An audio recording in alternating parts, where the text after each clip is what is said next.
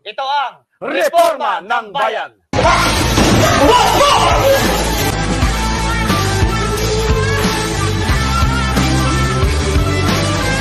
Isinasa ilalim ngayon na masusing investigasyon ng isang lalaki matapos siyang mahuli sa isang bypass operation ng Station Drug Enforcement Unit o SDEU ng Malabon Police Station at dakong alas 8:45 ng gabi sa Camia State Barangay Maysilo, Malabon.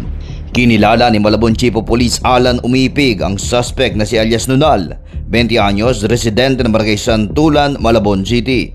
Ayon sa mga operatiba, nahuli ang suspect matapos umanong bentahan ng iligal na droga ang isang nagpanggap na poozer buyer. Kabilang sa nakumpiska sa kanya ang isang sachet na hinihinalang shabu na may bigat na humigit kumulang 5 gramo at may standard drug price na umaabot sa 34,000 pesos.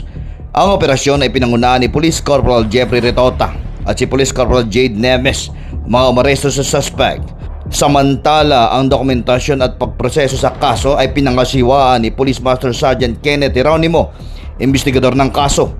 Kasama rin sa operasyon ang 2 opisyal na saksi na tumitistigo sa inventaryo ng ebidensya, kabilang si Kagawad Herrera ng Barangay Maysilo at isang media representative.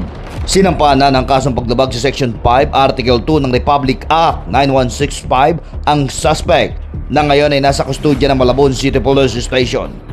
Ang report ay sinuri at inaprobahan ni Police Lieutenant Redentor Mantala, Station Duty Officer ng Malabon City Police. Ako si Mike Tangog para sa Reforma